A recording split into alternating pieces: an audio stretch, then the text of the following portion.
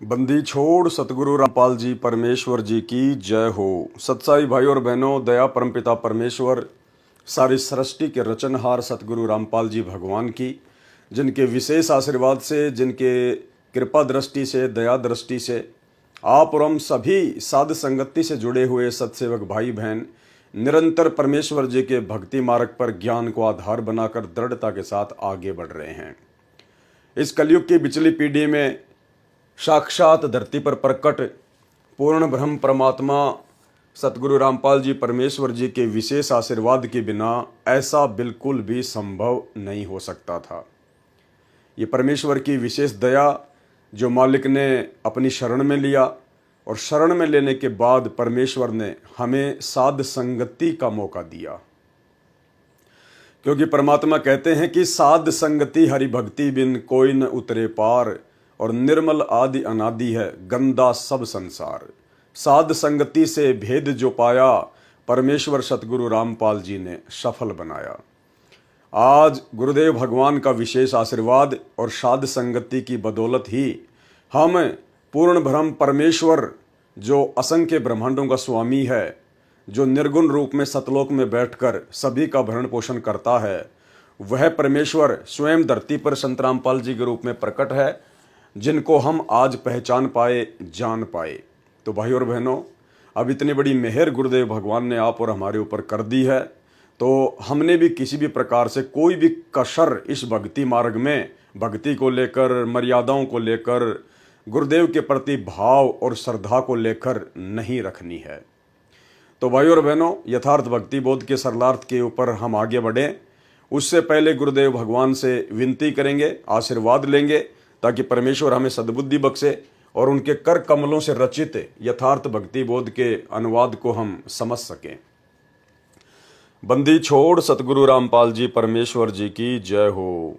परमपिता परमात्मा सारी सृष्टि के रचनहार, कुल मालिक, असंख्य ब्रह्मांडों के स्वामी, जगत गुरु, तीनों लोकों में प्रवेश करके सबका भरण पोषण करने वाले राजाधिराज, आत्माधार, नाथों के नाथ, देवों के देव, महादेव, सर्वेश्वर, महेश्वर, मृत्युंजय, अजरो अमर, आदि अनादि, सनातनी प्रभु, जगत पिता जगदीश्वर, श्री श्री 1008 की उपाधि के वास्तविक अधिकारी, अकाल मूर्ति, शब्द स्वरूपी राम, वासुदेव, सर्वगतम ब्रह्म, परम पूजे, प्रथम पूजे, परम संत, परम पुरुष, परम धनी, परम दयालु, सत्य कबीर, हक्का कबीर, अल्लाह कबीर, अल्लाह अकबर, बाखबर, अल्लाह ताला, जगत के तारणहार, जगत के मुक्तिदाता, जगत के जगन्नाथ, हारे के सहारे, हिंदुओं के राम, मुसलमानों के अल्लाह, सिखों के वाहिगुरु, ईसाइयों के मसीह, दया के सागर दया निधि, करुणा के सागर करुणा निधि, स्वयंभू परिभू, संकट मोचन, कष्ट हरण, मंगल करण, दुख भंजन, अविगत कबीर, निर्विकार निर्विषम परमात्मा, अलय अलेख सतगुरु, आदि अनादि सतगुरु, असली मर्यादा पुरुषोत्तम, असली राम, असली कृष्ण, असली घनश्याम,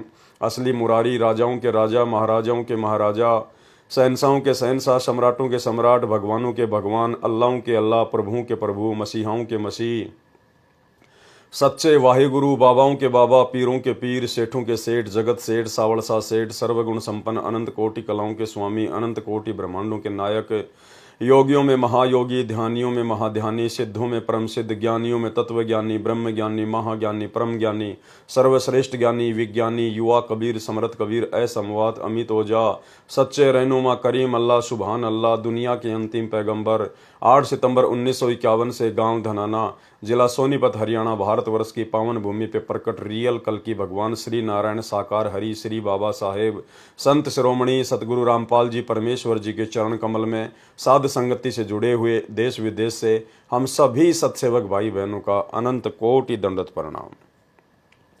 तो भाई और बहनों, यथार्थ भक्ति बोध के सरलार्थ में गुरुदेव भगवान के विशेष आशीर्वाद से, उनकी रजा से हम काफ़ी आगे पहुंच चुके हैं, और आज हम चर्चा करेंगे इन वाणियों के माध्यम से परमेश्वर के सतलोक के विषय में। सतलोक में परमेश्वर जी का कैसा रूप है, कैसी उनकी आभा है, और सतलोक में कैसे कैसे ठाट बाट हैं, सतलोक कितना विशाल है, सतलोक में कैसे कैसे आनंद हैं, ये सारा वर्णन आगे इन वाणियों में किया हुआ है। तो गुरुदेव भगवान के आशीर्वाद से, उनके कर कमलों से लिखित इस पुस्तक को पढ़ने मात्र से भी हम बहुत से पुण्य के भागी मिलते हैं। इसलिए हमने बहुत ही ध्यान से इन चीज़ों को पढ़ना चाहिए, देखना चाहिए, क्योंकि हम इस वीडियो को देखकर रात को सो जाएंगे, कोई बड़ी बात नहीं है। लेकिन भाई और बहनों, आत्मा को परमात्मा ने जितना रिचार्ज करना था, परमेश्वर ने उतना रिचार्ज उसको जो है वो कर दिया है। जैसे आपके मोबाइल में बैटरी होती है और आपने मोबाइल को चार्जिंग पे लगा दिया, आपका मोबाइल चार्ज हो गया 50%, और किसी कारण से आपका मोबाइल टूट गया, और जब आप बैटरी को निकालेंगे और दूसरे मोबाइल में डालेंगे तो बैटरी 50% ही चार्ज दिखाएगी। तो मोबाइल है शरीर और बैटरी है आत्मा। तो आत्मा को परमात्मा इस प्रकार से हर युग में धीरे धीरे धीरे धीरे रिचार्ज करते हुए, बहुत सारे हमारे को मानव शरीर देते हुए, उन मानव शरीरों के माध्यम से अपनी आत्मा को परमात्मा भक्ति से रिचार्ज करते करते करते करते यहाँ तक लेके आए हैं। और अब गुरुदेव भगवान के सत्संग सुनकर, उनसे आशीर्वाद लेकर, उनके मंत्र करके, उनकी आरतियां करके आत्मा निरंतर चार्ज होती रहती है। और बीच बीच में परमात्मा साध संगतियों के माध्यम से भी अपनी आत्मा को रिचार्ज करते रहते हैं। तो जितना हम परमेश्वर की महिमा को पढ़ेंगे, सुनेंगे, उतनी ही आत्मा हमारी रिचार्ज होती चली जाएगी। तो अब हम आगे चलते हैं सरलार्थ पर। वाणी। काल इंद्री कुर्बान कादर, अविगत मूर्ति खूब है, छत्र सवेत विशाल लोचन, गलता ना महबूब है। ये सतलोक में परमेश्वर जी की महिमा का वर्णन किया गया है। परमेश्वर को कालिंद्री कहा गया है। कालिंद्री का क्या अर्थ होता है? परमेश्वर कहते हैं, जिस प्रकार इस काल के 21 ब्रह्मांड में काल के आगे जितनी औकात एक इंद्र की होती है, उसी प्रकार सतलोक में यहाँ का जो ब्रह्म है, इस जैसे वहाँ पे करोड़ों इंद्र हैं, करोड़ों। यानी यहाँ 21 ब्रह्मांड में काल जितना शक्ति युक्त है, ऐसे ऐसे तो ना जाने अरबों खरबों शंखों इंद्र उस परमेश्वर के दरबार में उसकी शोभा बढ़ाते हैं। तो क्या कहा परमेश्वर ने? काल इंद्री कुर्बान कादर, अवगत मूर्ति खूब है, और छत्र सवेत विशाल लोचन। परमेश्वर जी के शीश पर सवेत छत्र है, और जो सवेत छत्र गुरुदेव के सिंहासन के ऊपर है, उनके शीश के ऊपर है। सतलोक में एक सत्संग में गुरुदेव ने बताया कि इस पृथ्वी से भी कई गुना बड़ा वो छत्र सतलोक में परमात्मा के शीश के ऊपर है। सवेत छत्र विशाल लोचन, यानी परमेश्वर के विशाल नेत्र हैं, और गलताना महबूब है। काल इंद्री का अर्थ है कि परमेश्वर कबीर जी के लिए काल अर्थात 21 ब्रह्मांड के स्वामी ब्रह्म जैसे तो इंद्र जैसे हैं। जैसे काल लोक में एक ब्रह्मांड में एक इंद्र का लोक है, जिसके अधीन 33 करोड़ देवी देवता हैं। इंद्र उनका राजा है, जिस कारण से देवराज भी कहा जाता है। परंतु 21 ब्रह्मांडों का राजा है काल, परंतु ये जो ब्रह्म है ये 21 ब्रह्मांडों का राजा है। जैसे ब्रह्म की तुलना में इंद्र की महिमा कुछ भी नहीं है। इसी के आधार से संत गरीबदास जी ने परमेश्वर कबीर जी की उपमा की है कि उस कादिर अर्थात समर्थ परमात्मा की शक्ति महिमा के सामने काल ब्रह्म की महिमा उस इंद्र के समान है जो काल लोक में इंद्र बना है। इसलिए परमेश्वर को काल इंद्री अर्थात काल ब्रह्म जैसे, जिसके सामने इंद्र जैसे हैं, जैसे चार भुजा वाले को चतुर्भुजी कहते हैं, ऐसे ही परमेश्वर को कालिंद्री कहा जाता है। सतगुरु रामपाल जी परमेश्वर जी को अर्थात कबीर परमात्मा को कालिंद्री भी कहा जाता है। ऐसे कादिर यानी समर्थ परमात्मा पर मैं संत गरीबदास जी कुर्बान हूं। उस अविगत जिसकी गति अर्थात स्थिति से कोई परिचित न होने से उसे अविगत कहा जाता है। परमात्मा की मूर्ति अर्थात जीवित साकार तस्वीर खूब है, अर्थात वास्तव में परमेश्वर सुंदर शकल में है। वह परमात्मा विशाल लोचन अर्थात बड़ी बड़ी नेत्रों वाला है, मस्त महबूब है अर्थात आत्मा का प्रेमी है। जिस सिंहासन तख्त पर परमात्मा विराजमान है उसके ऊपर सफेद छत्र लगा है। जैसे राजा महाराजाओं के सिर पर छाता नुमा चांदी या सोने का छत्र लगाया जाता था, उसी प्रकार परमेश्वर की स्थिति आंखों देखकर संत गरीबदास जी ने बताई है। वाणी। दिल अंदर दीदार दर्शन बाहर अंत ना जाइए, और काया माया कहाँ बपूरी तन मन शीस चढ़ाइए। सरलार्थ किया है परमात्मा ने। परमात्मा के दर्शन आप अपने हृदय में कर सकते हैं। दिल अंदर दीदार दर्शन, परमात्मा के दर्शन आप अपने हृदय में कर सकते हैं। भावार्थ है कि जिस समय आप सच्चे दिल से भक्ति करके परमात्मा को पुकारोगे तो आपको हृदय कमल में परमात्मा दर्शन देंगे। यानी परमेश्वर जी की भक्ति के लिए हमें कहीं भी भरमने और भटकने की आवश्यकता नहीं है। उस समय जब परमेश्वर सतगुरु रूप में हमें मिल जाएं और अपना यथार्थ ज्ञान दे दें और शत भक्ति मंत्र दे दें, उसके बाद उनकी अनुपस्थिति में, उनकी गैर हाजिरी में हमने उनके लिए या भक्ति के लिए कहीं भी भटकने की आवश्यकता नहीं है। जिस प्रकार वर्तमान में वही कबीर परमात्मा हमें सतगुरु रामपाल जी के रूप में प्राप्त हैं, मिल चुके हैं। इन्होंने हमें अपना अनमोल तत्व ज्ञान दे दिया, सत भक्ति मंत्र दे दिए और कुछ समय के लिए परमेश्वर अपने मिशन को एक दिशा देने के लिए, लीला करने के लिए हिसार जेल में बैठे हुए हैं। और वर्तमान में जो लोग गुरुदेव भगवान की गैर हाजिरी में जगह जगह आश्रमों में धक्के खा रहे हैं, भटक रहे हैं, सब कुछ उनके पास होने के बावजूद भी तो परमेश्वर कह रहे हैं कि दिल अंदर दीदार दर्शन बाहर अंत ना जाइए। अरे उस समय आश्रम में जाएंगे जब हमारे गुरुदेव भगवान साक्षात हिसार जेल से लीला पूरी करके बाहर आ जाएंगे, क्योंकि परमात्मा सर्व कमलों में भी विद्यमान है। जैसे किसी कमरे के द्वार पर किसी पात्र में जल रखा है और द्वार के ऊपर बल्ब या ट्यूब लगी है और दिन में जल रही है, उधर से सूर्य भी उदय है, तो उस पात्र में सूर्य तथा ट्यूब बल्ब दोनों का प्रतिबिंब दिखाई देता है। ट्यूब का प्रतिबिंब तो केवल कमरे में रखे पात्र के जल में दिखाई देता है, परंतु सूर्य का प्रतिबिंब बाहर व अंदर के सभी पात्रों में दिखाई देता है। इसलिए कहा है कि परमात्मा प्राप्ति के लिए शरीर से साधना करके दर्शन कर लो, कहीं अन्य स्थानों, तीर्थों आदि पर न जाइए। परमात्मा प्राप्ति के लिए शरीर तो क्या वस्तु है, सर्वस्व अर्पण कर दो। यानी जिस भगत की भक्ति सही चल रही होगी, जो मर्यादा में रहकर यथार्थ मंत्रों का जाप कर रहा होगा, तो उसके हृदय कमल में उसको परमेश्वर जी के दर्शन होने शुरू हो जाएंगे।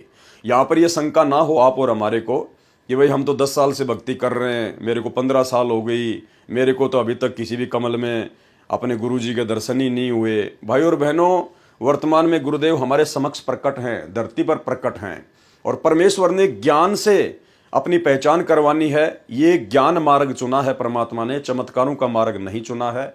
इसलिए साक्षात परमात्मा धरती पर प्रकट हैं और हमारे घरों पर गुरुदेव भगवान की जो फोटो है, जो तस्वीर है, वो उनके साक्षात ही दर्शन हैं। वो फोटोएं कोई फॉर्मेलिटी के लिए नहीं रखी हैं, क्योंकि वो फोटोएं परमेश्वर का वास्तविक रूप है, सतगुरुदेव भगवान का वास्तविक रूप है, सतलोकीय रूप है। इसलिए जब हम उन फोटो में दर्शन करते हैं तो गुरुदेव भगवान के ही दर्शन होते हैं। और जब परमेश्वर की मर्जी होगी तो उस समय परमात्मा हमारे को अपने हृदय कमल में, अपने दिल में भी दर्शन करवा देंगे। लेकिन फिलहाल हम लोग ज्ञान में बहुत कमजोर हैं, बहुत कमजोर हैं। अभी हमें बहुत समय लगेगा। अगर हमारे साथ अभी से ऐसा होने लग गया, हालांकि जो मंत्र हमें गुरुदेव भगवान ने दिए हैं, इन सत भक्ति मंत्रों के थोड़े से जाप से ही चमत्कार होने शुरू हो जाते हैं। लेकिन वर्तमान में आप और हम भक्तों की नादानी को देखकर, आध्यात्मिक कमजोरी को देखकर परमेश्वर जानबूझकर उन कमलों में, उन मंत्रों की साधना से हमारे को दर्शन नहीं दे रहे।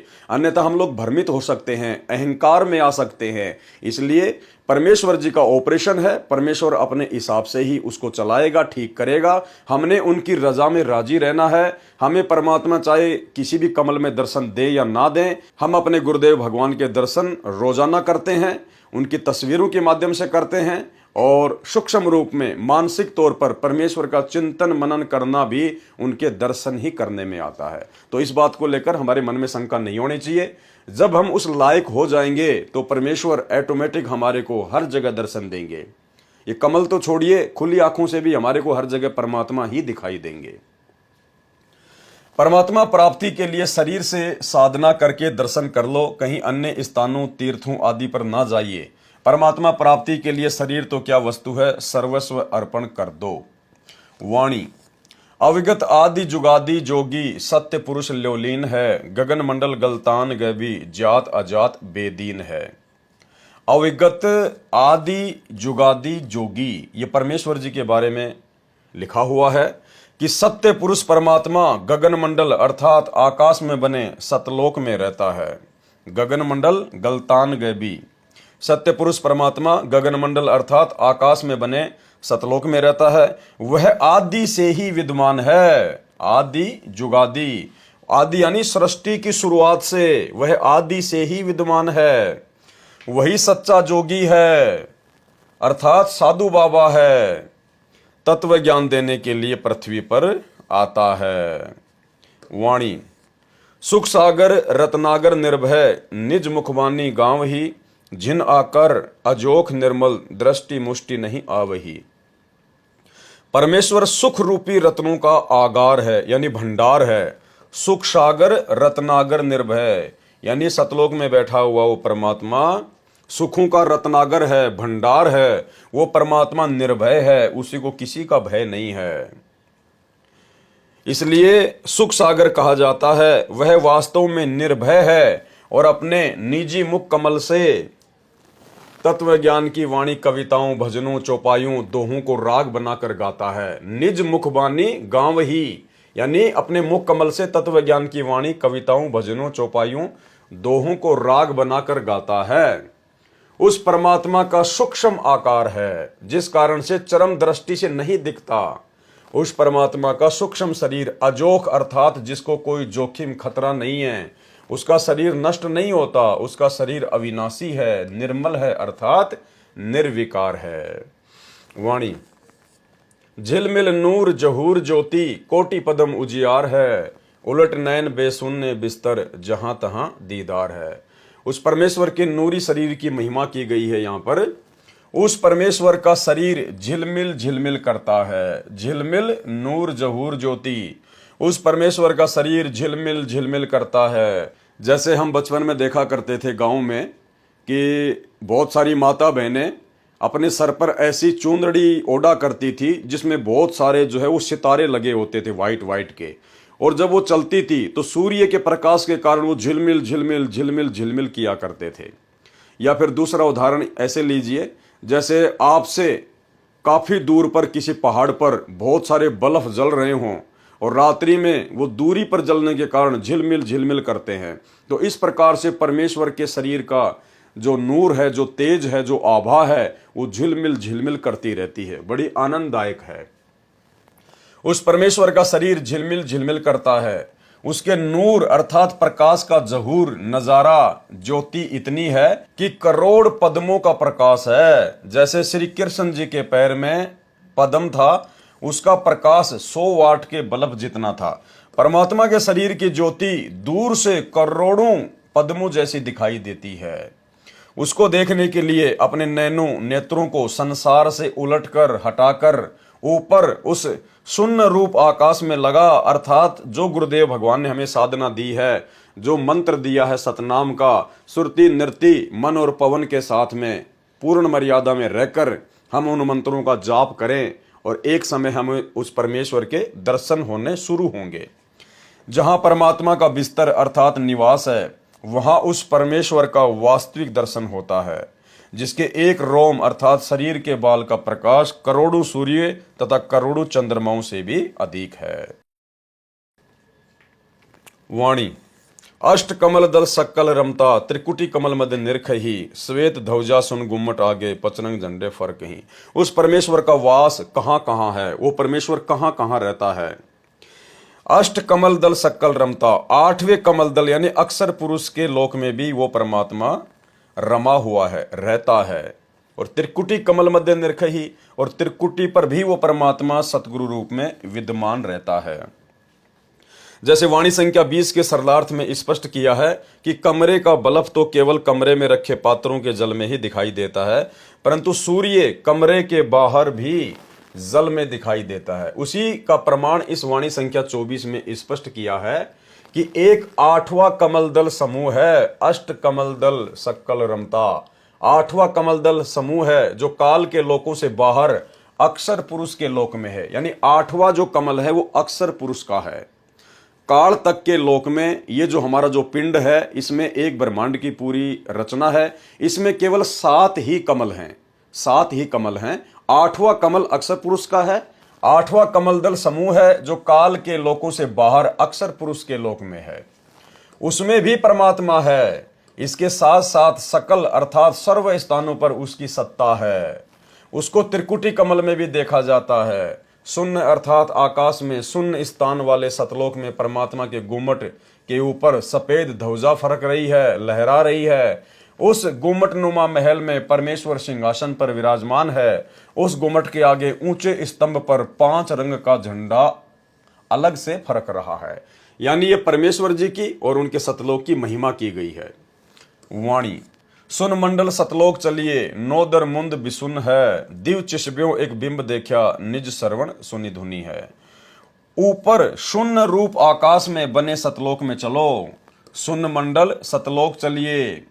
उसके लिए बाहर के 9 दर 9 द्वारों को मूंद कर बंद करके दिव्य चिश्मों यानी नेत्रों से एक बिंब अर्थात चमकता चेहरा देखा, अपने कानों से सतलोक की धुन अर्थात शब्द की आवाज सुनी। ये गरीबदास जी महाराज जी कह रहे हैं कि जब मैं गया परमात्मा के साथ में तो मैंने इस प्रकार से उस परमेश्वर जी के दर्शन किए। सुन मंडल सतलोक चलिए, नोदर मुंद बिसुन है, दिव चिशब्यों एक बिंब देखा, निज श्रवण सुनि धुनी है। वाणी चरण कमल में हंस रहते, बहुरंगी बरियाम है, सूक्ष्म मूर्ति श्याम सूरती, अचल अभंगी राम है। यानी आगे अब इन तमाम वाणियों में परमेश्वर का सतलोक में जो नूरी रूप है उसकी महिमा की गई है और परमेश्वर जी के सतलोक की महिमा की गई है। चरण कमल में हंस रहते, बहुरंगी बरियाम है, सूक्ष्म मूर्ति श्याम सूरती, अचल अभंगी राम है। उस परमेश्वर के चरण कमल में अर्थात उनके लोकों में उनकी शरण में हंस निर्विकार भगत जन रहते हैं। वह परमात्मा बहुत भांति से बरियाम अर्थात श्रेष्ठ है, महिमा करने के योग्य है। वह सूक्ष्म मूर्ति अर्थात स्वरूप में श्याम सूरती है।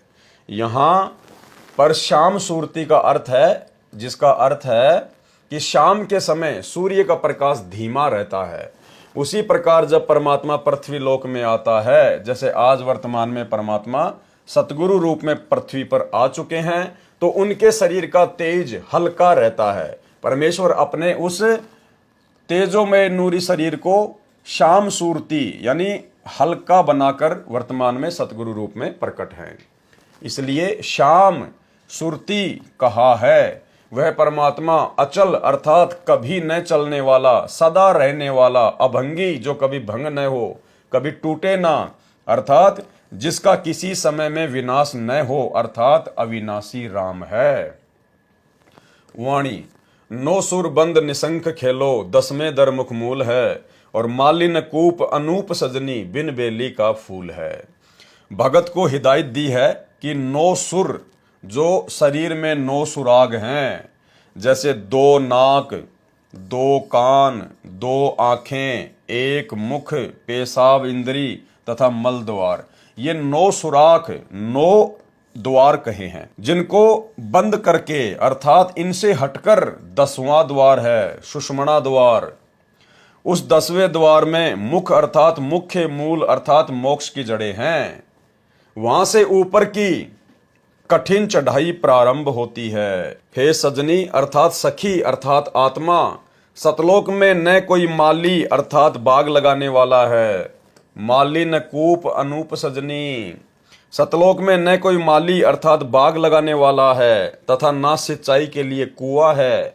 क्योंकि जिस समय ये वाणी संत गरीबदास जी ने बोली थी सन 1730 से 1778 तक, उस समय उस क्षेत्र में सिंचाई कुओं से होती थी। सतलोक में अपने आप प्रभु कृपा से बाग लगे हैं, सिंचाई भी अपने आप होती रहती है। सत्य पुरुष किसी माता से नहीं जन्मा, वह बिन बेली का फूल है, अजन्मा है, बिन बेली का फूल है। यानी जैसे जो फूल वगैरह जो लगते हैं पेड़ पर, वो किसी न किसी बेल से लगते हैं, किसी न किसी वो टहनी से लगते हैं, लेकिन परमेश्वर के विषय में कहा कि वो बिन बेली का फूल है, यानी वो किसी माता से पैदा नहीं हुआ है। वाणी श्वास ऊश्वास पवन को पलटे, नाग फुनी को भूंच हैं, सुरती नृति का बांध बेड़ा, गगन मंडल को कूच हैं। अब भाइयों और बहनों, ये वाणी बहुत इंपॉर्टेंट है, क्योंकि देखो परमेश्वर ने हमें साध संगत से जुड़े हुए भाई बहनों को वर्तमान में अपने विशेष आशीर्वाद से उस स्थिति में लाके खड़ा कर दिया कि अब हमने परमेश्वर जी के सत भक्ति मंत्रों को, चाहे प्रथम नाम हो चाहे सतनाम हो, हमने विशेष ध्यान से जाप करना पड़ेगा। जो विधि परमेश्वर ने उन मंत्रों के जाप करने की बताई है, सुरति नृति मन और पवन के साथ में एकांत में बैठकर एकाग्रचित होकर ध्यान लगाकर, अब हमने उस विधि से इन मंत्रों का सुमरण करना पड़ेगा, शुरू करना पड़ेगा। आशीर्वाद गुरुदेव भगवान का रहेगा, अन्यथा भक्ति नहीं बनेगी, उस स्तर की नहीं बनेगी जिस स्तर की भक्ति परमात्मा चाहते हैं। वो समय अलग था, वो शुरुआत का समय था कि नाम उठत नाम बैठत नाम सोवत जागबे, नाम खाते नाम पीते नाम सेती लागबे। बच्चा जब पहली क्लास में आता है तो उसको बोल बोल के पढ़ाया जाता है, गा गा के पढ़ाया जाता है, A for apple, B for ball. और जब वही बच्चा 8वीं 10वीं में चला जाता है तो उस बच्चे को पूरी वास्तविकता समझ में आ जाती है। फिर वो बच्चा बोल बोल कर नहीं पढ़ाई करता कि A for apple, B for ball, फिर वो डायरेक्ट सेंटेंस बोलता है, क्योंकि उसको पता चल गया कि ए से केवल एप्पल ही नहीं है, ए से तो ना जाने हजारों की संख्या में मीनिंग होते हैं। तो इसी प्रकार गुरुदेव भगवान ने आप और हमारे को उस लायक बना दिया साध संगति से जोड़ के कि अब हमने परमेश्वर की भक्ति को, उनके सत भक्ति मंत्रों को विशेष सावधानी से लेना पड़ेगा। श्वास ऊ श्वास पवन को पलटे नाग फुनी को भूंच है, सुरती नृति का बांध बेड़ा गगन मंडल को कूच है। श्वास जो बाहर छोड़ते हैं तथा ऊ श्वास जो अंदर लेते हैं, यानी सतनाम के विषय में परमात्मा समझा रहे हैं। इस विधि से जो नाम के जाप को करके वायु को अर्थात श्वास को सूक्ष्म करके नागफनी अर्थात सर्पनुमा नाड़ी जो नाभि के चारों ओर 2.5 लपेटे लगाए है, उसका ढीला करना है, उसको ढीला करना है। तब ऊपर चलने का मार्ग मिलता है, तब ऊपर चलने का मार्ग मिलता है। और वो होगा कैसे? वो सतनाम के जाप से होगा। फिर सतनाम का श्वास से सुमरण करता है, आकाश में बने सतलोक की ओर प्रस्थान करना होता है। सुरती नृति का बेड़ा बांधने का अभिप्राय है। अब ये ध्यान से सुनना कि हमने इन मंत्रों को किस विधि से करना है और कितनी गहनता से लेना है। सुरती नृति का बेड़ा बांधने का अभिप्राय है कि सतनाम का जाप श्वास से मन तथा सुरती नृति का समूह बनाकर करने को बेड़ा बांधना कहा गया है। यानी सारे एलिमेंट हमने इन मंत्रों के ऊपर लगाने पड़ेंगे जो विधि गुरुदेव ने जिस मंत्र की बताई है, सुरती नृति मन पवन। पुराने समय में दरिया को पार करने के लिए सूखी लकड़ियों को इकट्ठा करके लगभग 20 फुट चौड़ा तथा 3 फुट मोटा बेड़ा बनाते थे, दरिया में डालकर उसके ऊपर बैठकर नदी को पार करते थे। उसी का उदाहरण देकर कहा है कि आत्मा भव सागर से पार होने के लिए सुरती नृति मन तथा पवन श्वास को इकट्ठा करके बेड़ा बांध ले। भावार्थ है कि सुमरण करते समय मन सुरती नृति और श्वास मंत्र के जाप पर लगी रहे, ऐसा सुमरण सफल होता है। क्या बताया परमात्मा ने? ऐसा सुमरण सफल होता है। मन कहीं गया, श्वास कहीं चल रही है, माला हाथ में चल रही है, ये सुमरण सफल नहीं होता।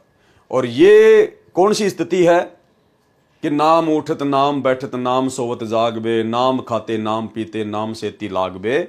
उस स्थिति में क्या होगा? मन कहीं गया, श्वास चल रहा है, माला हाथ में चल रही है, यह सुमरण सफल नहीं होगा। वो केवल भक्ति की शुरुआत तक ठीक था, जिस समय हमें संपूर्ण ज्ञान नहीं होता है, हम इस भक्ति से भगवान से इतने परिचित नहीं होते हैं। तो परमात्मा चाहते हैं कि ये जैसे भी खाता पीता उठता बैठता है, दौड़ता भागता मंत्रों को करता रहे, और जब ये आगे बढ़ेगा, सत्संग सुनेगा, ज्ञान होगा, तो एक दिन विधि से भी करेगा। तो भाई और बहनों, अब हमने परमेश्वर के द्वारा जो विधि बता दी गई है, सुरती नृति मन और पवन से एकाग्रचित होकर कुछ समय हमने परमेश्वर के सुमरण के लिए निकालना पड़ेगा। यानी विधिवत हमने जाप करने पड़ेंगे, अन्यथा बात नहीं बनेगी, कमाई हमारी नहीं बन पाएगी। परमेश्वर कबीर जी ने कहा है, कबीर माड़ा तो कर में फिरे और जीभ फिरे मुख माही, और मनवा तो 10 दिशा फिरे, ये तो सुमरण नाही। वाणी सुन ले जोग बिजोग हंसा, शब्द महल को सिद्ध करो, ये गुरज्ञान विज्ञान वाणी, जीवित ही जग में मरो। अब ये वाणी भी बहुत ज़्यादा इंपॉर्टेंट है आप और हमारे लिए, सत्सेवकों के लिए, सुमरण को लेकर। सुन ले जोग बिजोग हंसा, यानी एक तो होता है सामान्य ज्ञान और एक होता है विशेष ज्ञान। जोग और बिजोग, शब्द महल को सिद्ध करो। ये जो शब्द महल जो परमेश्वर ने हमें दिया है भक्ति के लिए, इन मंत्रों का विधिवत जाप करके इसको सिद्ध करो। यो गुरु ज्ञान विज्ञान वाणी, जीवित ही जग में मरो। हे हंस, हे भगत, ध्यान से जोग अर्थात सामान्य साधना तथा बिजोग अर्थात विशेष साधना दोनों को सुन। इनमें शब्द अर्थात नाम महल अर्थात संपूर्ण मंत्रों के समूह को सिद्ध करो। भावार्थ है कि मन को सांसारिक विषय विकारों से हटाकर नाम सुमरण पर लगाकर अभ्यास करके साध ले, मन का स्वभाव बदल ले। यानी भाई और बहनों, कहने का सीधा सा मतलब ये है कि यदि हमें ये ज्ञान समझ में आ गया हो और ये समझ में आ गया हो कि ये मनुष्य जन्म बड़ी मुश्किल से मिलता है और परमेश्वर की भक्ति के लिए मिलता है, और आज मेरा सौभाग्य है कि मनुष्य जन्म भी है और भक्ति करवाने वाला परमात्मा भी धरती पर प्रकट है, और ये थोड़ा सा जीवन है, ना जाने कब इसका एंड हो जाए, कोई भरोसा नहीं है। तो ऐसी स्थिति में फिर भगत को तन मन धन से, मन कर्म वचन से, दिलो जान से केवल भक्ति के प्रति ही समर्पित होना है। उसको अपना 90% समय केवल परमेश्वर की भक्ति में लगाना चाहिए, 10% केवल अपनी रोजी रोटी के लिए, और रोजी रोटी भी परमेश्वर के आशीर्वाद से मिलेगी, उनकी रजा से मिलेगी। अगर भक्ति करेंगे तो परमेश्वर उसमें कोई बाधा उत्पन्न नहीं होने देगा। जिस परमेश्वर ने करने के लिए भजन दे दिया तो भोजन के लिए परमात्मा भूखा नहीं मारेगा, भोजन की व्यवस्था तो परमात्मा पहले करेगा। तो हमने ज़्यादा से ज़्यादा समय परमेश्वर की भक्ति के लिए निकालना चाहिए। और जितने भी हमारे सांसारिक काम धंधे हैं जो हमने फैला रखे हैं, यो गुरु ज्ञान विज्ञान वाणी, जीवित ही जग में मरो, यानी हमने जितने भी सांसारिक काम धंधे जो फैला रखे हैं 2 पैसे के लालच में, और आगे से आगे हम उनको बढ़ाते जा रहे हैं। एक फैक्ट्री लग गई, दूसरी की तैयारी हो रही है, एक ऑफिस खोल लिया, दूसरी ब्रांच की ओर तैयारी हो रही है। तो भाई और बहनों, अब हमने इन आदतों से पीछे हटना पड़ेगा। ये काल की बीमारी है, हमने इन चीजों से पीछे हटना पड़ेगा, अपने काम धंधे को धीरे धीरे समेटना पड़ेगा। अगर ज्ञान समझ में आ गया तो ज्यादा समय हमने परमेश्वर की भक्ति को देना पड़ेगा, सत्संग सुनने को देना पड़ेगा, सुमरण को देना पड़ेगा, तब कहीं जाके हमारी बात बनेगी। और जितने भी विषय विकार हैं उनसे भी हमने पीछे हटना पड़ेगा गुरुदेव भगवान के आशीर्वाद से। इनमें शब्द अर्थात नाम महल अर्थात संपूर्ण मंत्रों के समूह को सिद्ध करो। भावार्थ है कि मन को सांसारिक विषय विकारों से हटाकर नाम सुमरण पर लगाकर अभ्यास करके साध ले, मन का स्वभाव बदल ले। ये है गुरु ज्ञान और विज्ञान अर्थात तत्व ज्ञान की वाणी अर्थात वचन, और जीवित ही जग में मर ले।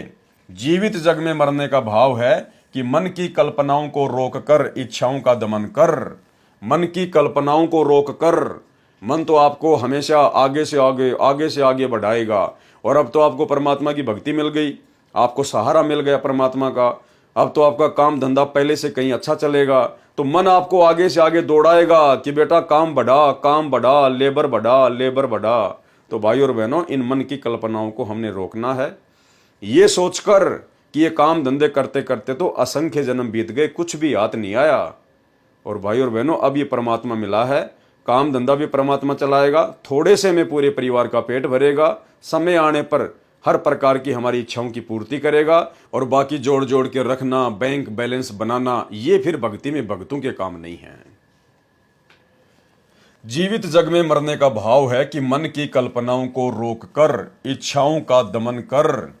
जैसे व्यक्ति की अचानक मृत्यु हो जाती है, उसके मन की सारी योजना फेल हो जाती है। साधक पहले से ही यह धारणा बनाकर संसार में निर्वाह करता है, लंबी चौड़ी योजनाएं न बनाकर इच्छाओं को सीमित रखता है। यानी भगत के परमात्मा ने लक्षण बताए हैं कि लंबी चौड़ी योजनाएं न बनाकर इच्छाओं को सीमित रखता है। क्योंकि आज हम जिन कारकों, कोठियों को, बड़ी बड़ी फैक्ट्रियों को बनाने में, अपने काम धंधे को बढ़ाने में, प्लाटों पे प्लाट लेकर पटकने में, जमीनों पर जमीन लेकर पटकने में, जो अपना जितना समय बर्बाद हम कर रहे हैं, ये सब कुछ चीजें यहीं रह जानी है, कुछ भी साथ नहीं जाएगा, शरीर भी साथ नहीं जाएगा, सबको पता है। लेकिन जब गुरु का ज्ञान हो जाए तो फिर हमने इन चीज़ों पर कंट्रोल रखना सीखना होगा, हमने कंट्रोल करना पड़ेगा इनके ऊपर, अन्यथा हमारा अधिकांश समय इन्हीं मन की कल्पनाओं में व्यर्थ हो जाएगा। लंबी चौड़ी योजनाएं न बनाकर इच्छाओं को सीमित रखता है, वह यह विचार करके सत्संग में जाता है कि मान ले मेरी आज मृत्यु हो जाती तो भी घर ऑफिस कार्यालय का कार्य नहीं कर सकते थे, इसलिए मान ले हमारी मृत्यु हो गई, हम चले सत्संग में, 3-4 दिन के लिए जीवित मर गए। विचार करें, मृत्यु तो किसी की भी कभी भी हो सकती है, तब भी कार्य से सब्र करना पड़ता है। सर्व कार्य सदा के लिए छूट जाता है, वह हानि भी हो जाती है जो मरने वाले की कमाई मेहनत व्यापार न करने से होनी है। उसकी क्षतिपूर्ति कभी नहीं हो सकती। जो भगत जीवित मरकर सत्संग में 3-4 दिन के लिए गया था, उसके अभाव में 3-4 दिन में जो व्यवसाय में हानि होनी थी, उसकी क्षतिपूर्ति तो वह फिर से कर सकता है, क्योंकि वह परमानेंट नहीं मरा है, वह तो जीवित मरा है। वैसे तो भक्तों के सत्संग में जाने से कभी हानि नहीं होती, लाभ ही होता है।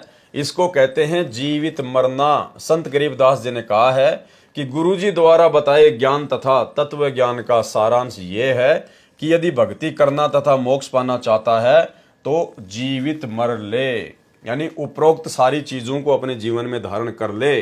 मन की कल्पनाओं को शांत कर, रोक, विषय वासनाओं से विषय विकारों से अपने आप को हटा और एक प्रकार से जीवित मर के परमात्मा की भक्ति कर कि सोचो मैं तो मर गया, अब ना कोई काम, ना कोई धंधा, ना कोई रिश्तेदारी, ना कोई बोलने वाला। इस भाव से हमने परमेश्वर जी की भक्ति को महत्व देना है और परमात्मा फिर अपने भगत के काम बिगड़ने नहीं देता है। वाणी, उज्ज्वल हिरंबर श्वेत भोरा, अक्षय व्रत सतबाग है, जीतो काल विशाल सोहम तरतीवर बैराग है।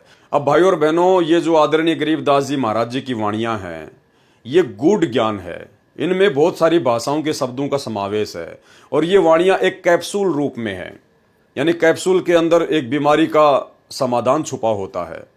तो ये एक बार के कोई देखने से या पढ़ने से आप और हमारी समझ में नहीं आएंगी। कोई ये सोचे कि भाई हम तो पढ़ रहे हैं, हमारी समझ में नहीं आ रही ये वाणियां, तो ये मुझे भी कोई एक बार कोई पढ़ने से या देखने से समझ में नहीं आ रही हैं, लेकिन आत्मा चार्ज हो रही है, आत्मा अंदर से इस ज्ञान को स्वीकार जो है वो कर रही है।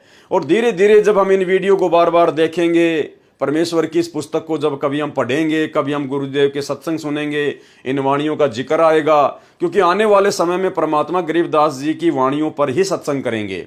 बाकी ब्रह्मा विष्णु महेश का बाप कौन है, उसकी माँ कौन है, दुर्गा का पति कौन है, ये परमात्मा ने बता दिया। जो बताना था वो डीवीडी भर चुकी हैं, मेमोरी कार्ड भर चुके हैं, सत्संग यूट्यूब पर पड़े हैं, जिसको वो प्रमाण देखने वहां जाकर देखो। आने वाले समय में परमात्मा केवल वाणियों का ही खुलासा करेंगे, तो फिर हमें ये वाणियां भी धीरे धीरे समझ में आने लगेंगी। इसलिए यदि किसी भाई के मन में इस प्रकार का भाव उठ रहा हो कि मेरे तो कुछ समझ में नहीं आ रहा, मेरे तो कुछ जो है पल्ले नहीं पड़ रहा, भाई ये पल्ले एक बार में नहीं पड़ती हैं। इनको पल्ले लगाने के लिए बहुत सारा समय देना पड़ता है, इनको बार बार इनको पढ़ना पड़ेगा, परमात्मा के सत्संगों को ध्यान से सुनना पड़ेगा। इसलिए आप केवल इनको पढ़ते जाइए, देखते जाइए, आत्मा को उसकी खुराक मिलती जा रही है और बाकी धीरे धीरे समझ में आने लग जाएंगी। उज्ज्वल हिरंबर श्वेत भोरा, अक्षय व्रत सतबाग है, जीतो काल विशाल सोहम तरतीवर बैराग है। सतलोक को अक्षय वृक्ष सतबाग कहा है, श्वेत भोरा आत्मा को कहा है, क्योंकि सतलोक एक अविनाशी स्थान है। भगत काल लोक में मैले विचारों वाला काला भंवरे जैसा हो चुका है।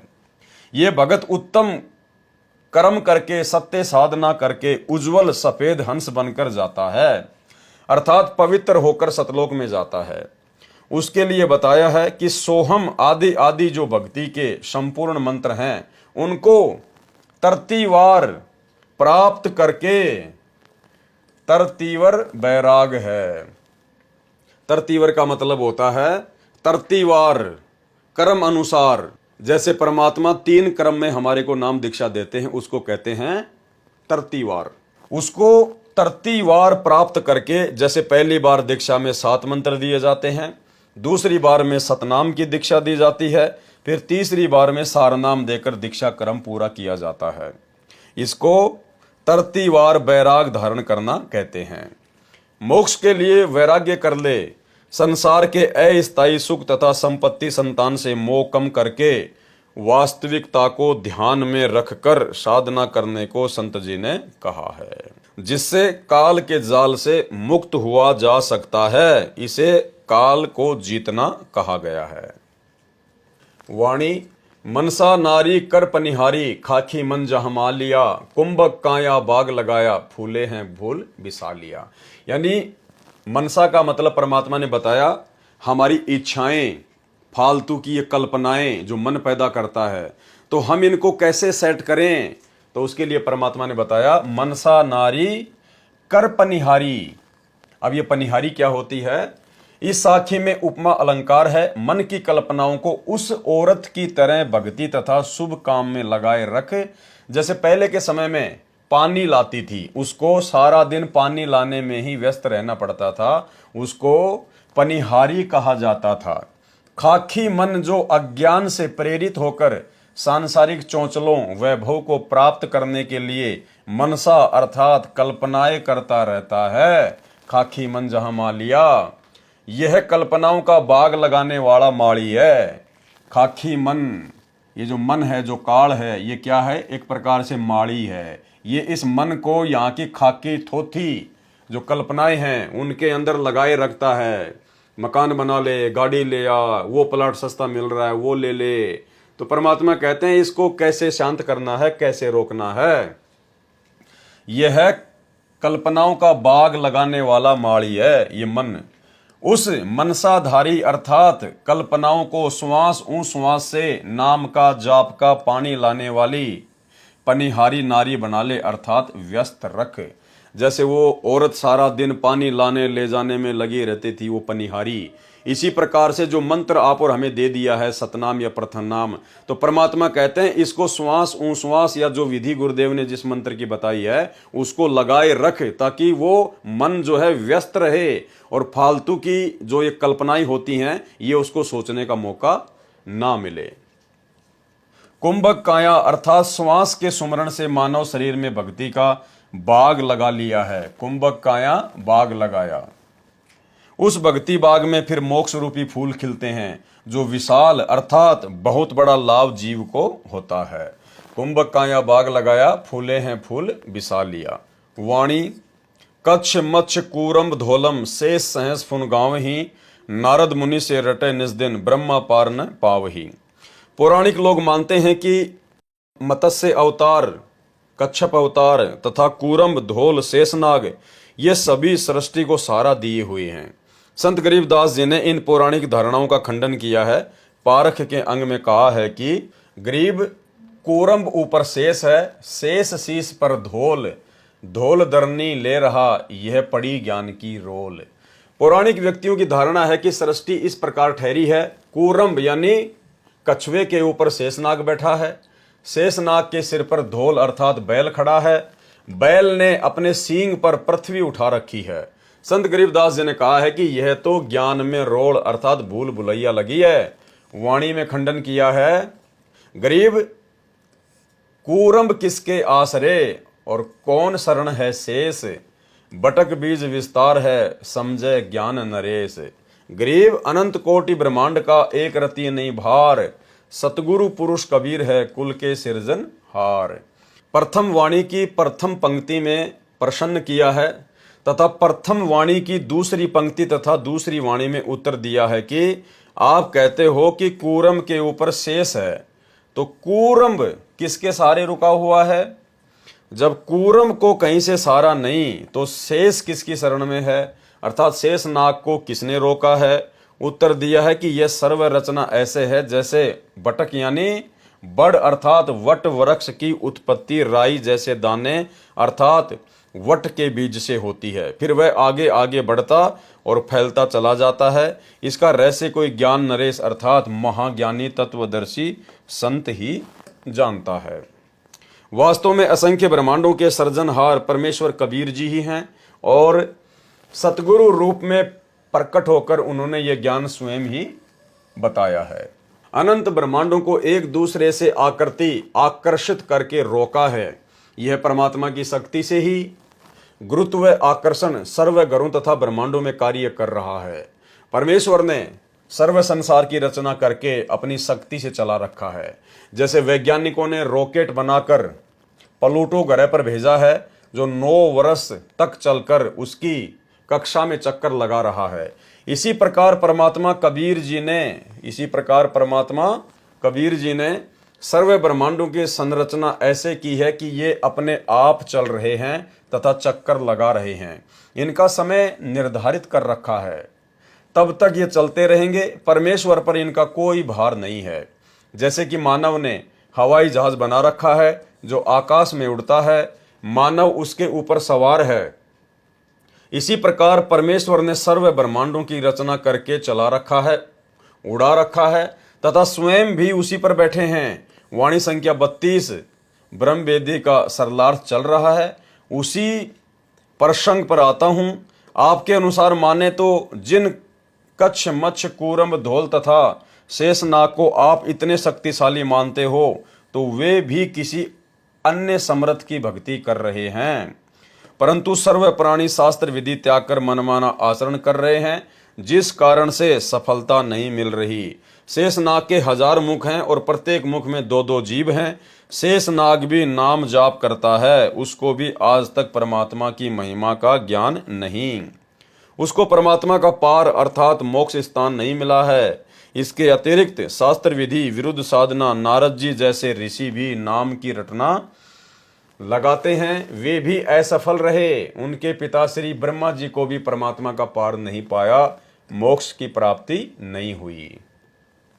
वाणी शंभु जोग विजोग साध्या अचल अडिग समाध है, अविगत की गति नाही जानी लीला अगम अगाध है। शंभु यानी शंकर जी। श्री शंकर जी ने जोग अर्थात सामान्य साधना द्वारा तथा परमेश्वर जी के केवल सोहम नाम प्राप्त करके उसको विजोग अर्थात विशेष साधना मानकर अचल अडिग अर्थात लंबे समय तक निश्चलता से समाधि लगाई, परंतु अविगत अर्थात पूर्ण परमात्मा की गति यानी स्थिति नहीं जान सके। शंभु जोग विजोग साध्या अचल अडिग समाध है, क्योंकि उस परमेश्वर की लीला अगम अगाध यानी सबसे भिन्न है, आगे की है। अविगत की गति नाही जानी लीला अगम अगाध है। वाणी सनकादिक और सिद्ध 84 ध्यान धरत है तास का, 24 अवतार जपत हैं परमहंस प्रकाश का। सनकादिक अर्थात सनक, सनंदन, संत, कुमार, ये 4 ब्रह्मा जी के मानस पुत्र हैं, जिन्होंने वरदान प्राप्त कर रखा है कि हमारी आयु जितनी है, हमारा शरीर 5 वर्ष के बालक जैसा रहे, हम ना जवान हो और ना बूढ़े हों। वे अपनी उम्र भर 5 वर्ष के रहेंगे। इनको भी अध्यात्म ज्ञान में विद्वान माना जाता है, परंतु तत्व ज्ञान के अभाव से ये सनकादिक तथा 84 सिद्ध परमात्मा का ध्यान धरते हैं। कहते हैं कि हम पूर्ण परमात्मा की भक्ति करते हैं, और 24 अवतार माने गए हैं, वे भी पूर्ण परमात्मा की भक्ति करने का दावा करते हैं और कहते हैं कि परमात्मा का प्रकाश देखते हैं।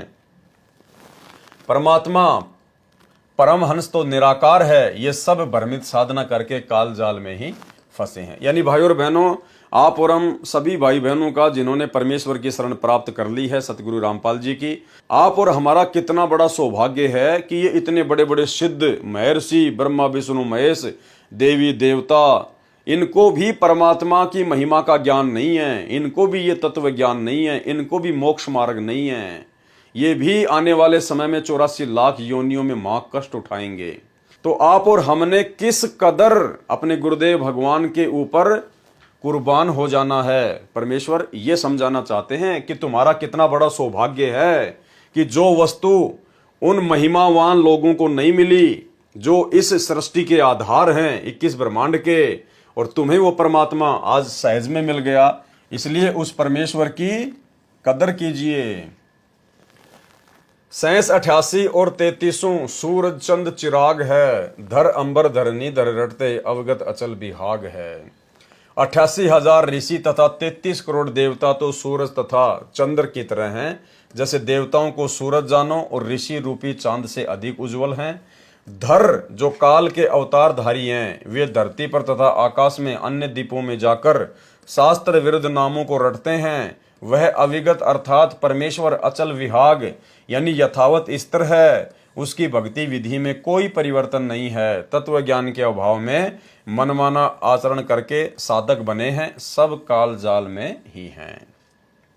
वाणी सुर नर मुनिजन सिद्ध और साधिक पार ब्रह्म को रटत हैं, घर घर मंगलाचार चोरी ज्ञान योग जहां बटत हैं। सर्व देवता तथा ऋषिजन भ्रमवश मान रहे हैं कि हम पार ब्रह्म अर्थात पूर्ण परमात्मा की भक्ति कर रहे हैं।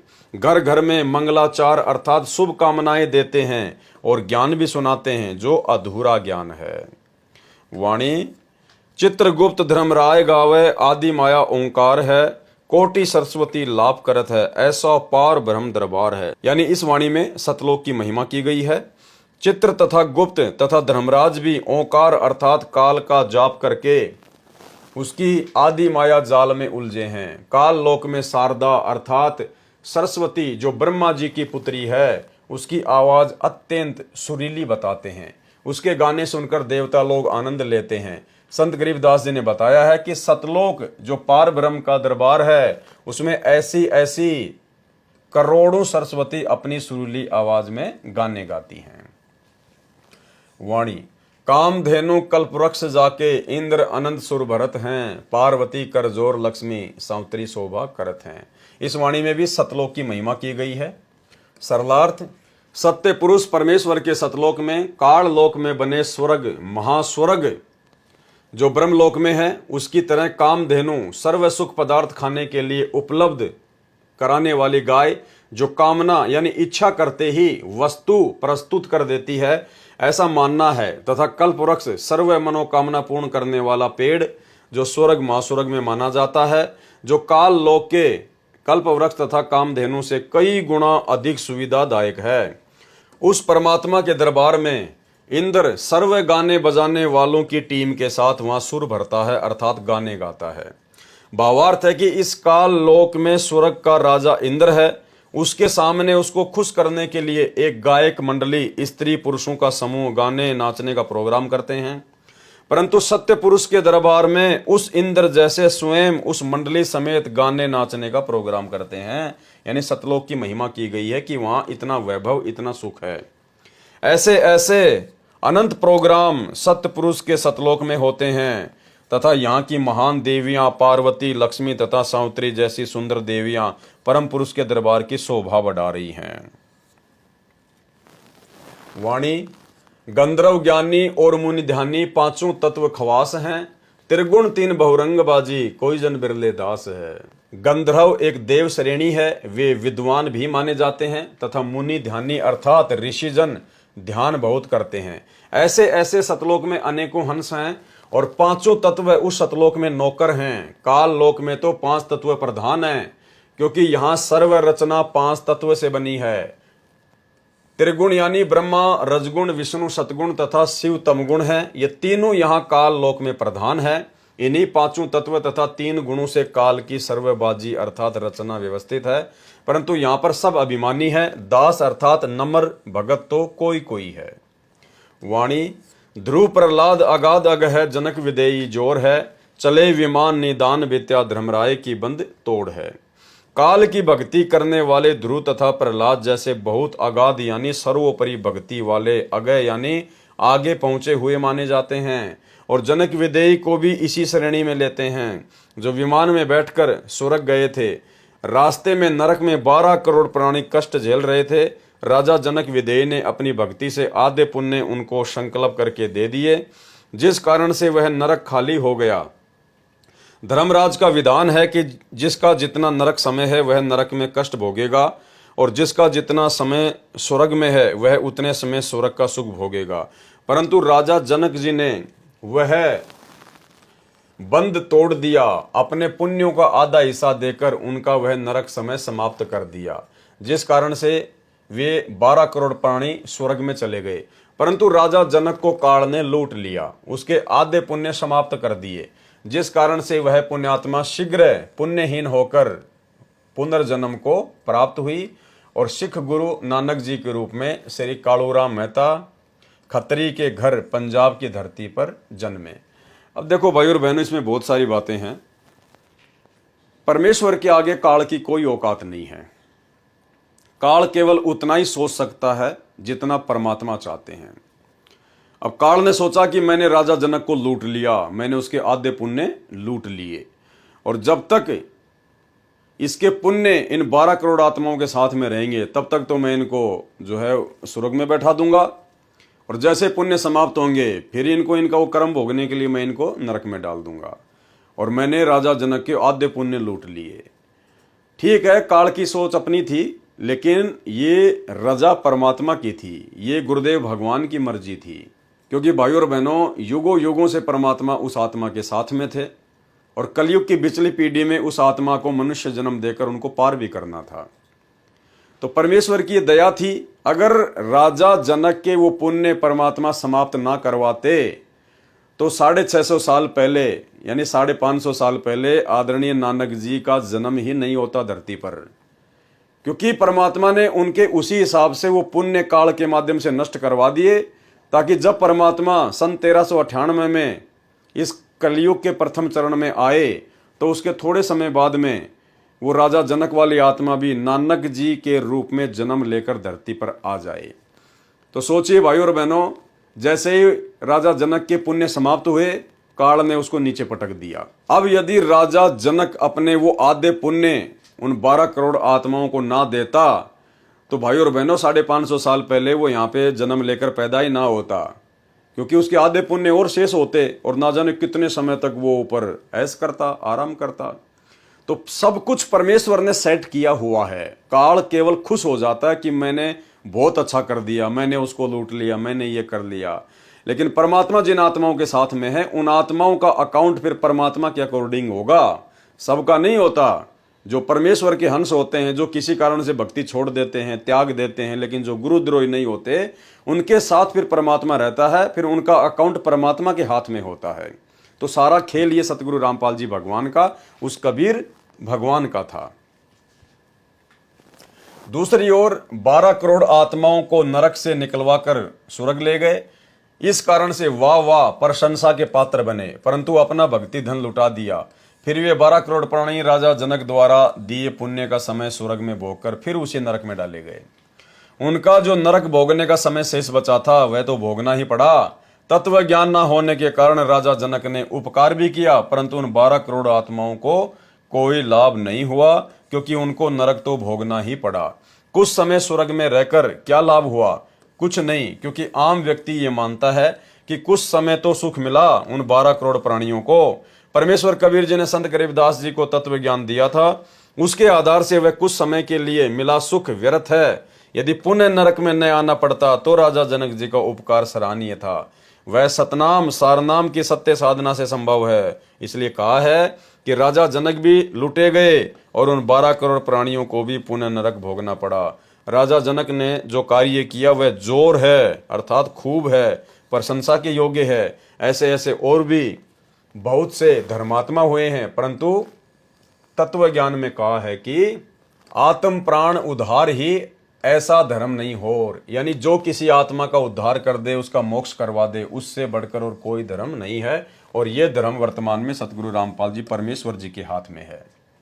भावार्थ है कि यदि जीवात्मा का जन्म मरण, कभी स्वर्ग कभी नरक का चक्कर कोई छुड़वाता है तो उससे बढ़कर कोई धर्म नहीं। ये कार्य परम संत ही कर सकते हैं। कौन कर सकते हैं? परम संत ही कर सकते हैं। और वे परम संत स्वयं कबीर परमात्मा है, जो आज धरती पर सतगुरु रामपाल जी के रूप में प्रकट हैं। वाणी गोरख दत्त जुगादी जोगी नाम जलंधर लीजिए, भरतरी गोपी चंदा सीजे ऐसी दीक्षा दीजिए। बड़े साधकों के नामों में गोरख दत्तात्रेय जलंधर नाथ जैसे एक युग तक योगी अर्थात साधक बनकर साधना करके सिद्ध बने। उनको जैसा ज्ञान था उसके आधार से उन्होंने सच्चे मन से साधना की, परमात्मा प्राप्ति के लिए सर्व न्योछावर कर दिया। भले ही उनको पूर्ण मोक्ष प्राप्त नहीं हुआ, परंतु उनका प्रयत्न एक सच्चे संत तथा भगत वाला था। इस वाणी में संत गरीबदास जी ने समझाया है कि गुरु को ऐसी शिक्षा तथा दीक्षा अपने शिष्य को देनी चाहिए जैसे श्री गोरखनाथ जी ने अपने शिष्यों गोपीचंद तथा भर्तरी को दी थी, और जैसे ये दोनों सीजे खरे उतरे, ये गोरखनाथ जी की शिक्षा का परिणाम था। वाणी सुल्तानी बाजिद फरीदा पीपा परचे पाइया, देवल फेरिया गोप गोसाई नामा की छान छिवाइया। जो भी साधक परमात्मा प्राप्ति का प्रयत्न करता है वह पूर्व जन्म के भक्ति संस्कारों के कारण प्रेरित होकर साधना करता रहा होता है। उसके साथ पूर्व जन्मों में की हुई भक्ति की कुछ शक्ति भी शेष होती है, जिस कारण से उस साधक के जीवन काल में पूर्व जन्म की भक्ति शक्ति के प्रभाव से कुछ चमत्कार अनोखा कार्य भी हो जाते हैं, जिस कारण से वह भी अपने आप को परम संत मान लेता है तथा अन्य जनता जन भी उसके फैन होकर उसकी पूजा करने लग जाते हैं, जो दोनों के लिए ही हानिकारक होता है। इस अमृतवाणी में बताया है कि एक अब्राहिम सुल्तान अधम, एक बाजिद, एक फरीद तथा एक पीपा नामक महापुरुषों को पूर्व जन्म की भक्ति के परिणाम स्वरूप चमत्कार प्राप्त हुए थे। पर्चा यानी चमत्कार।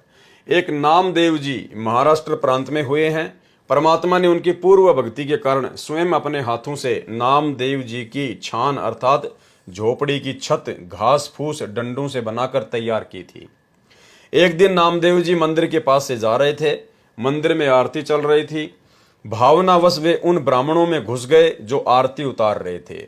नामदेव जी छिपा जाति से थे तथा धूल भरे वस्त्र धारण किए थे। शूद्र जानकर पंडितों ने नामदेव जी को पकड़कर मंदिर के पीछे पटक दिया। नामदेव जी फिर भी हाथों से तालियां बजा बजा कर आरती बोल रहे थे। परमात्मा में उनकी सुरती सच्चे मन से लगी थी। परमेश्वर जी ने मंदिर का द्वार नामदेव जी की ओर कर दिया। पंडित जन मंदिर के पीछे घंटियां बजा रहे थे। इस प्रकार के पर्चे अर्थात चमत्कार भगत की पूर्व जन्म की भक्ति की शक्ति से परमात्मा कर दिया करते हैं। एक बार नागौर शहर राजस्थान में पीपा ठाकुर था। संतों के विचार सुनकर उसमें वैराग्य हो गया। राज्य को त्याग कर अपनी एक पत्नी सीता सहित अपने गुरु स्वामी रामानंद जी के आश्रम में काशी शहर में भक्ति करने लगे। एक दिन धार्मिक स्थानों को देखने की इच्छा से गुरु जी की आज्ञा लेकर चल पड़े। यानी धार्मिक स्थान देखने के लिए भी पीपा और सीता गुरु जी की आज्ञा लेकर गए। और आज हमारे भगत कोई छुडानी जा रहा है, कोई जगन्नाथ जा रहा है, कोई कबीर चबूतरा देखने जा रहा है, कोई काशी जा रहा है, कोई लहर तारा जा रहा है। भाई और बहनों, थोड़ी बुद्धि का इस्तेमाल करो। एक दिन धार्मिक स्थानों को देखने की इच्छा से गुरु जी की आज्ञा लेकर चल पड़े। एक स्थान पर द्वारिका नाम से संत आश्रम था जो दरिया के किनारे बना था। द्वारका दास कोई संत था, उसके नाम पर श्रद्धालुओं ने द्वारका आश्रम नाम रखा था।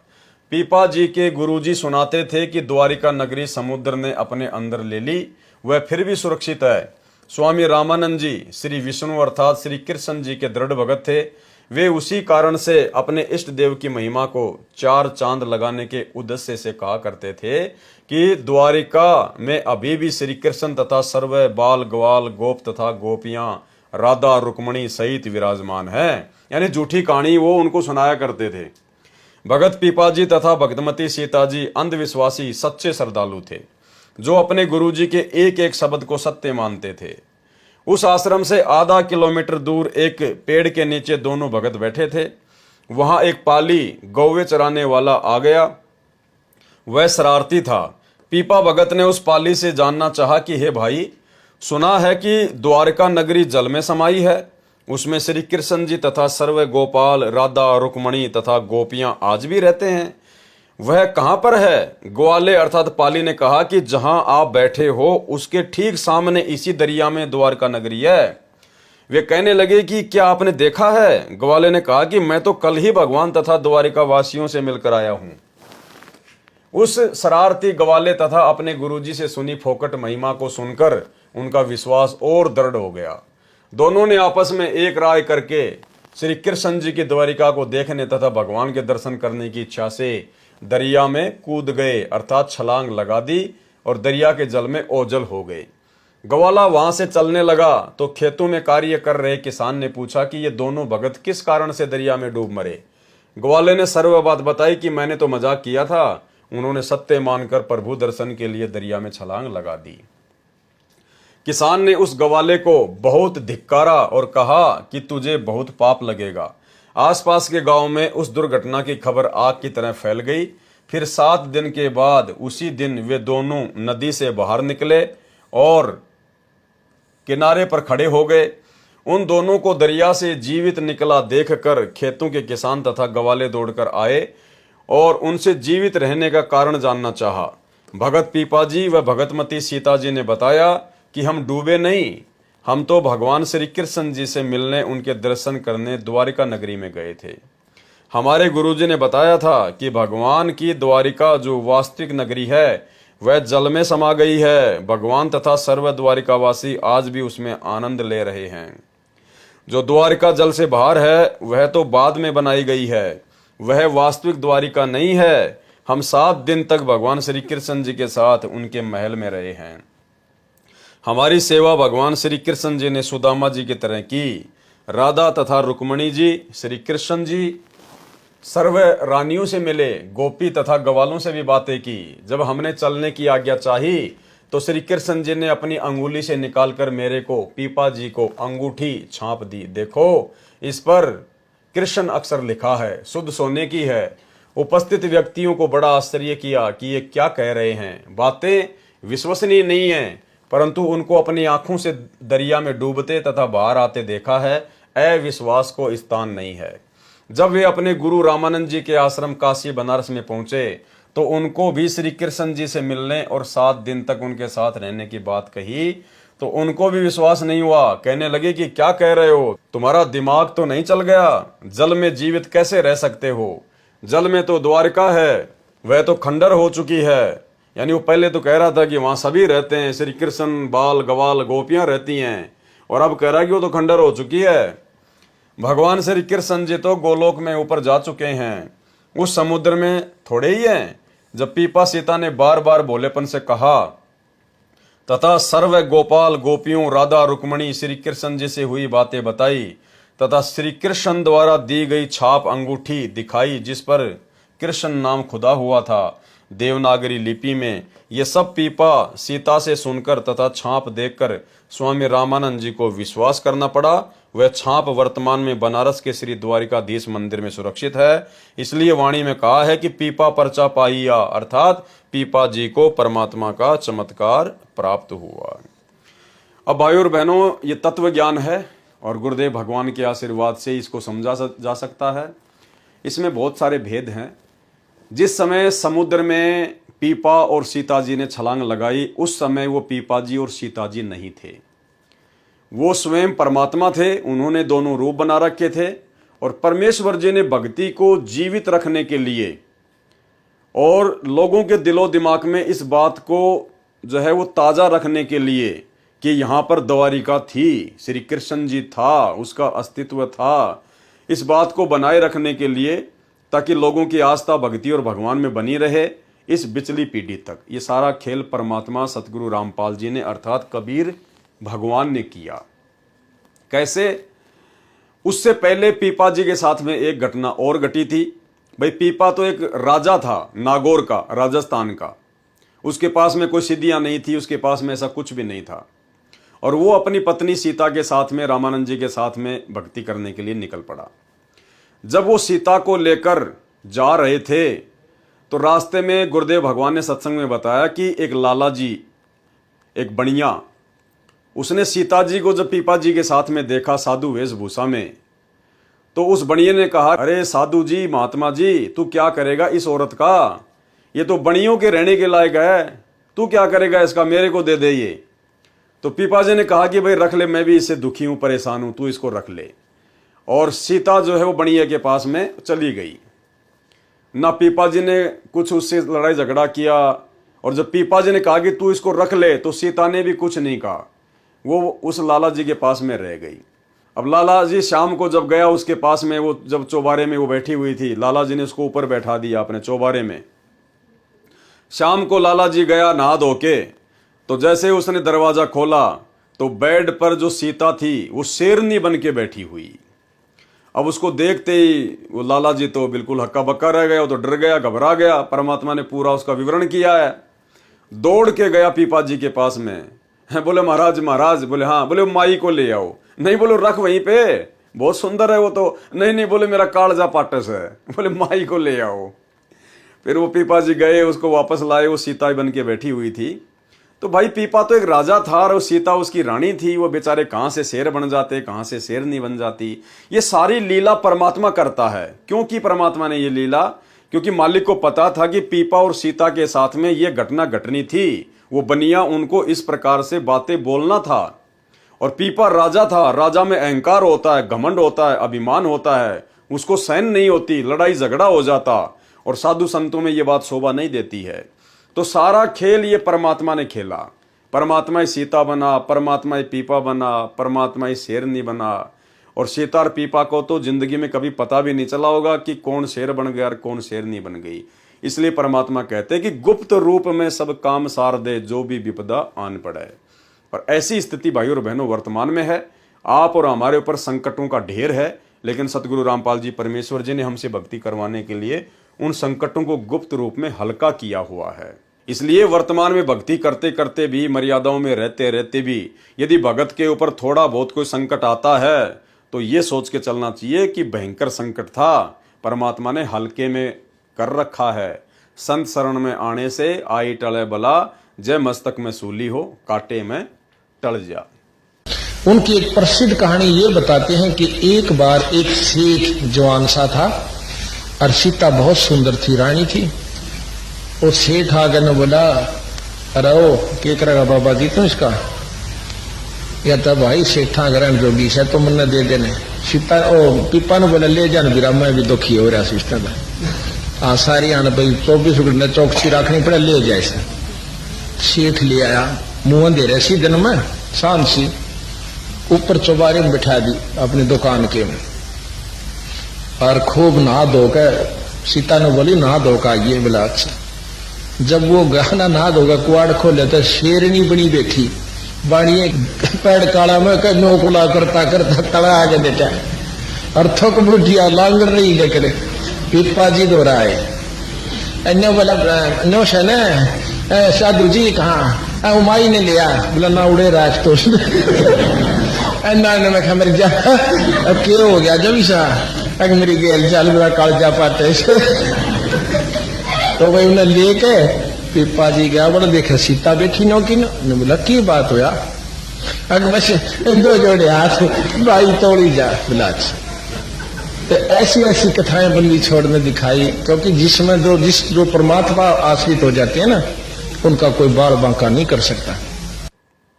जैसा कि इसी में स्पष्ट किया है कि परमात्मा भगत की पूर्व जन्म की भक्ति की शक्ति के आधार से इस तरह की लीला करता है। कौन करता है? परमात्मा करता है, भगत की भक्ति की शक्ति के आधार से, ताकि भगत की तथा अन्य जनता जनों की परमात्मा में आस्था बनी रहे। परंतु जब तक तत्वदर्शी संत नहीं मिलता, तब तक आत्मा का कल्याण नहीं हो सकता। चाहे कितने चमत्कार हो जाओ, कितने ही महान बन जाओ, कितनी प्रसिद्धि प्राप्त कर लो, जब तक तत्वदर्शी संत नहीं मिलता। जो तत्वदर्शी संत वर्तमान में बड़े सौभाग्य से आप और हमें प्राप्त हो चुके हैं। वाणी छान छिवाई गऊ जीवाई, गणिका चढ़ी विमान में, सदना बकरे को मत मारे, पहुंचे आन निदान में। भगत नामदेव को हुए चमत्कारों में से ही परमात्मा ने बताया कि संत नामदेव जी की झोपड़ी की छान, घास फूस की छत छवाई अर्थात डाली थी। एक समय दिल्ली के बादशाह को नामदेव की ख्याति का अर्थात प्रसिद्धि का पता चला। परीक्षार्थ दिल्ली बुलवाया। राजा मुसलमान था।